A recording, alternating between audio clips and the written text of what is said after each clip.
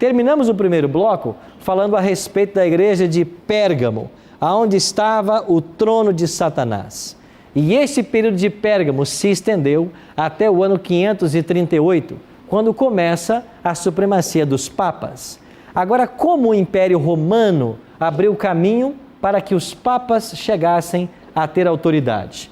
Bom, tudo começou, segundo Edward Gibbon, esse historiador britânico, com as invasões bárbaras.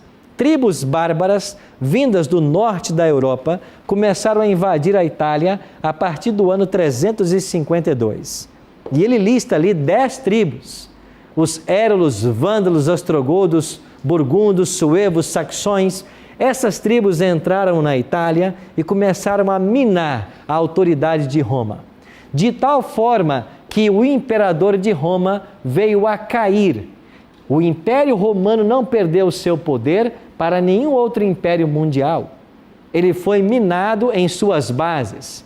E aqui nós temos um desenho que alguém fez falando a respeito de Rômulo Augusto se rendendo a Odoacro, que era o líder de uma dessas tribos na cidade de Ravenna, no ano 476 de nossa era. Ou seja, em 476 caiu Roma Ocidental. Sai de cena a figura do imperador. Rômulo Augusto foi o último. E quando sai de cena a figura do imperador, qual é a figura que sobrou? Os bispos, um em cada cidade. E esses bispos que estavam nas cidades, eles começaram a ter mais autoridade com a queda do imperador. E os bispos começaram a considerar o bispo de Roma como sendo a maior autoridade entre eles. No ano 533 de nossa história, Justiniano, que era imperador de Roma Oriental, vai baixar um decreto declarando ser o bispo de Roma o cabeça de todas as igrejas. E os outros bispos começaram a chamar o bispo de Roma de pai deles, em italiano, Papa. Então aí surge essa expressão. E agora o bispo de Roma torna-se o Papa. E as tribos bárbaras que haviam derrotado o império se submetem ao papado, com exceção de 3, os érulos, vândalos e ostrogodos. Esses que não aceitaram a supremacia do Papa foram perseguidos e expulsos de Roma. E a última tribo a ser expulsa de Roma foi os ostrogodos, no ano 538. Então, o ano 538 é o ano onde se inicia profeticamente a autoridade dos papas, o que nós chamamos a supremacia dos papas ou supremacia papal. Terminamos o período de Pérgamo e vamos agora para a quarta igreja do Apocalipse, Tiatira. O que acontece nesse período de Tiatira? Olha para o versículo 20. Tenho, porém, contra ti o tolerares que essa mulher, Jezabel, que a si mesmo declara profetiza, não somente ensine, mas ainda seduza os meus servos a praticarem a prostituição e a comerem coisas sacrificadas a ídolos. Como eu disse para vocês, o pano de fundo para entender o Apocalipse é o Antigo Testamento. E lá no livro de 1 Reis, nós temos a história dessa Jezabel. que era casada com o rei de Israel, Acabe. E esta rainha levou o povo de Deus ao pecado da idolatria, influenciando Acabe. Ou seja, no período de Tiatira, a igreja começou a ser influenciada, como Jezabel fez com Israel. E agora costumes e tradições começaram a se infiltrar dentro da igreja. E a igreja que outrora cria apenas na Bíblia, como regra de autoridade, agora passa a receber várias tradições, vários costumes. Mas, dentro desse período, nós temos um povo leal à Bíblia ainda. Por exemplo, os valdenses. Os valdenses, os albigenses, os huguenotes eram povos que habitavam norte da Itália e sul da França, mesmo o território francês, os huguenotes, mas eram pessoas leais apenas à palavra de Deus. E nessas regiões isoladas da terra, eles mantiveram acesa a chama da verdade. Por causa disso foram perseguidos e muitos foram mortos. E esse período de Tiatira vai terminar com um monge de Wittenberg, Martinho Lutero, no ano 1517. Quando Martinho Lutero dá início à Reforma Protestante, terminamos o período de Tiatira. A igreja estava corrompida, mas agora Deus levantou este homem para que as verdades da Bíblia voltassem a ser pregadas. E uma delas, pregadas e definida por Lutero, foi a questão de que ninguém pode comprar a sua salvação. Lutero condenou a venda de indulgências, a venda de salvação, a venda de terrenos no céu. E ele combateu fortemente isto. Então Deus, em todos os momentos da história, sempre teve pessoas sinceras, que se opunham às mentiras que eram ensinadas. 1517, damos início à igreja de Sardes. E esta igreja vai se estender até 1798, que é a data que termina a supremacia papal. O que aconteceu durante a época de Sardes? Apocalipse 3, verso 1 diz assim: ao anjo da igreja em Sardes escreve: estas coisas diz aquele que tem os 7 Espíritos de Deus e as 7 estrelas. Conheço as tuas obras, que tens nome que vives, mas estás morto. A reforma protestante, a princípio, começou de uma forma extraordinária. Levou o povo de volta para a Bíblia, mas daqui a pouco veio um movimento chamado Contra-Reforma. E os grandes reformadores foram todos tombando, e mais uma vez a igreja começou a viver de aparências, dos dogmas, das tradições. Por isso a mensagem para ela é: tem nome de que vives, mas estás morto. A fé começou mais uma vez a ser corrompida. Todavia, Apocalipse 3, 4 diz: tens contudo em Sardes umas poucas pessoas que não contaminaram suas vestiduras e andarão de branco junto comigo, pois são dignas disso. Mesmo em Sardes, nessa igreja que se corrompeu novamente, Deus tinha pessoas sinceras. Quem são esses sinceros? Olhe, por exemplo, para o ano 1572, quando ali em Paris, na França, ocorreu o massacre de São Bartolomeu. Recebeu este nome na história porque esse massacre se deu no dia de São Bartolomeu. A rainha havia colocado sua palavra, empenhado sua palavra em proteger os cristãos, mas na noite anterior ela voltou atrás e os soldados do império invadiram as casas dos cristãos, arrancavam estes para fora e os matavam. Em 3 meses, na França, cerca de 70 mil cristãos foram mortos a partir do massacre de São Bartolomeu. Isso tudo com o apoio do Papa.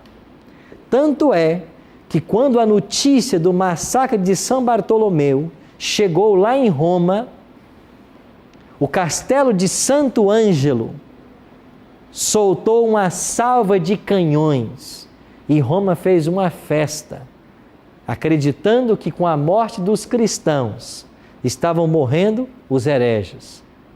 Mas quem eram os hereges? Na visão dos papas, aqueles que criam na Bíblia. Mas como pode ser herege alguém que crê na verdade? E milhares da fina flor da sociedade francesa foram mortos nesse massacre. Pessoas de alto intelecto, culturas nobres, todos foram mortos. E por que isso aconteceu? Porque era uma estratégia da igreja, manter as pessoas na ignorância, para que o poder ficasse sempre em suas mãos.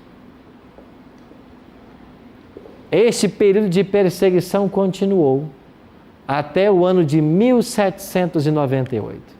E o que aconteceu nesse ano que deu fim a esse período de Sardes? O Papa da época, Pio VI, foi preso por ordem de Napoleão Bonaparte. Em fevereiro de 1798, no aniversário de sua coroação, o general Berthier e um outro chamado Servane, generais de Napoleão Bonaparte, entraram na Capela Sistina no aniversário de coroação do Papa e deram ordem de prisão. E aí o Papa foi preso. Com a prisão do Papa, terminou a supremacia papal, que havia começado em 538 e se estendeu até 1798. 1260 anos de supremacia. Eu voltarei a esse tema ainda, porque o Apocalipse vai tratar dele com mais detalhes. Terminamos o período de Sardes e chegamos a Filadélfia. A palavra Filadélfia significa reavivamento.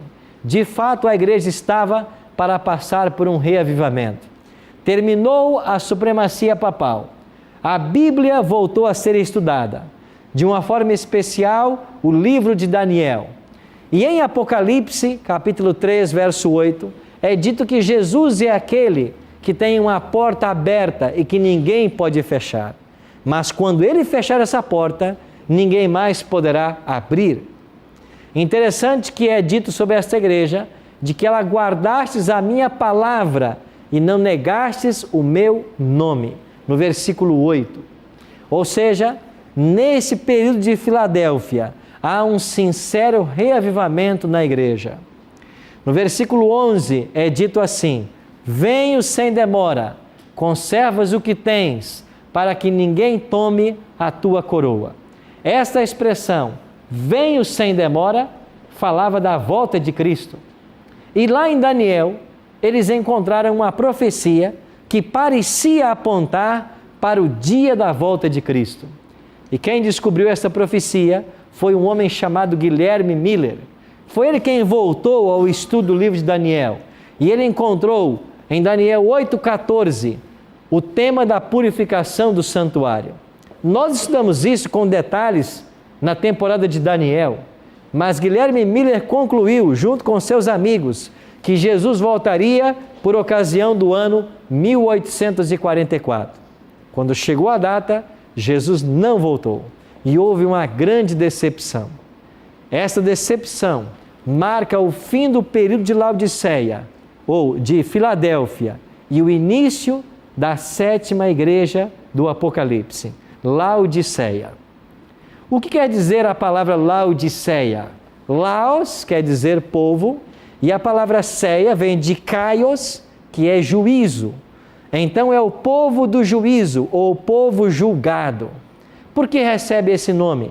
Porque em 22 de outubro de 1844, Jesus não voltaria à terra, segundo Daniel, mas começaria um juízo no céu. É por isso que Laodiceia aparece aqui, 1844. A cidade de Laodiceia, dos dias de João, era uma cidade que era famosa por suas fontes termais. E aqui em Laodiceia é dito que esta igreja é uma igreja que se sente rica e abastada, que de nada precisa, é chamada de uma igreja morna. E esta mornidão é também uma referência a essas fontes termais que havia em Laodiceia. Um outro detalhe, aqui no versículo 18, há um conselho para essa mornidão espiritual de Laodiceia. Apocalipse 3,18 diz assim: aconselho-te que de mim compres ouro refinado pelo fogo para te enriqueceres, vestiduras brancas para te vestires, a fim de que não seja manifesta a vergonha da tua nudez, e colírio para ungir os teus olhos. 3 remédios: ouro, vestes, colírio. Interessante que Laodiceia possuía o maior centro bancário da Ásia Menor. Era uma cidade rica. Daí, aconselho que de mim compres ouro refinado pelo fogo. Laodiceia também possuía uma escola de medicina que tornou-se famosa mundialmente por desenvolver um colírio à base de sulfato. Daí vem a expressão, colírio para ungir os teus olhos. E também em Laodiceia, você tinha um centro têxtil e ela exportava as roupas que ali eram produzidas. Então vem o conselho para Laodiceia: compres também vestiduras brancas, a fim de que não seja manifesta a vergonha da tua nudez. O que representa esse conselho para os cristãos de Laodiceia? E veja, nós, os cristãos modernos, estamos vivendo justamente esse momento. Então, hoje nós vivemos o período de Laodiceia, porque desde 1844 até a volta de Cristo, nós estamos no período da 7ª igreja do Apocalipse, a igreja de Laodiceia. E o que representa este ouro refinado pelo fogo? Fé e amor. O que representa as vestes? A pura justiça de Cristo.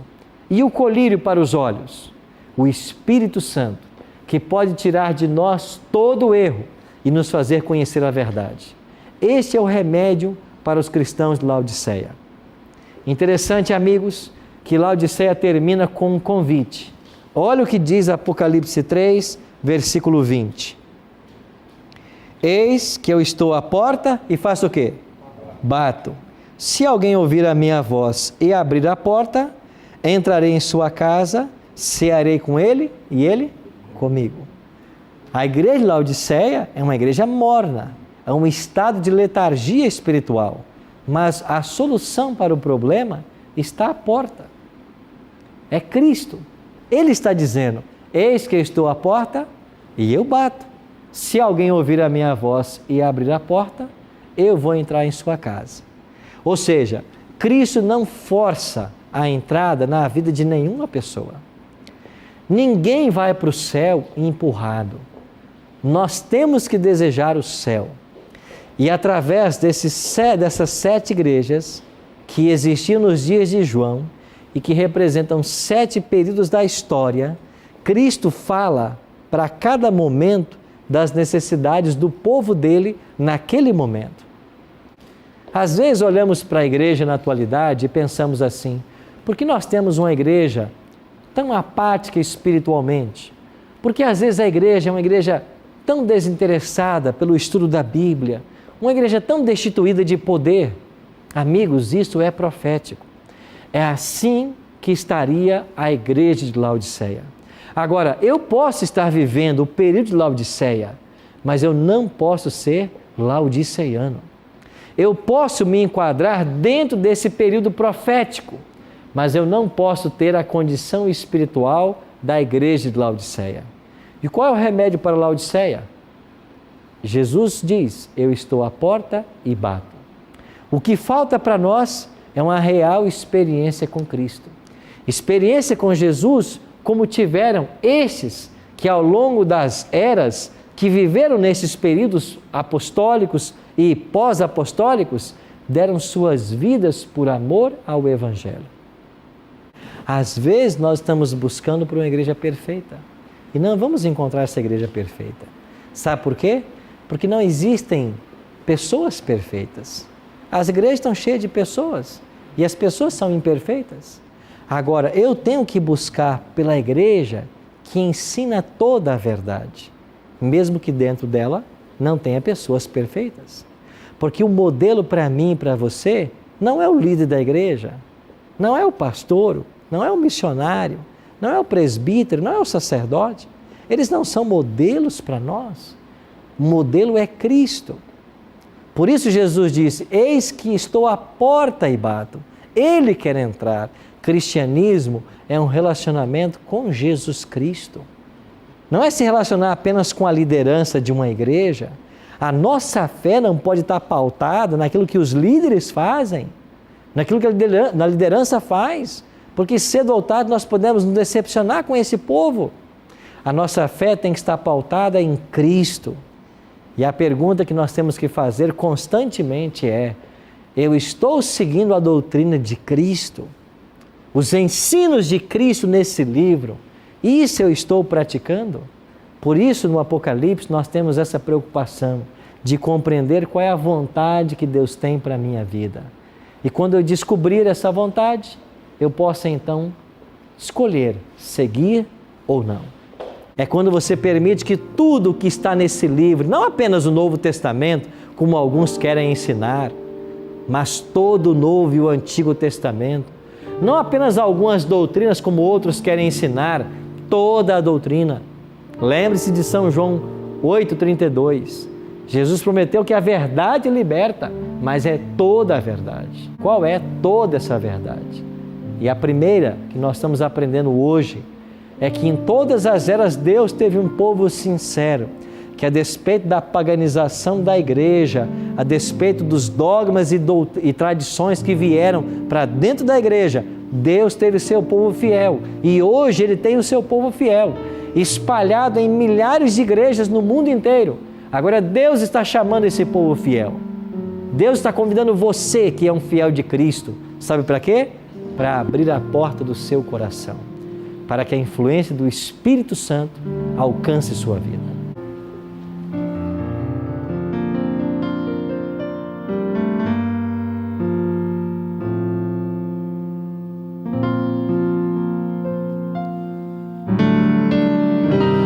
Por que razão? Por que será? Temos tudo nas mãos, mas não há fogo no altar. Mas quando o vento do Espírito soprar, uma chama viva vai aparecer. Nossos filhos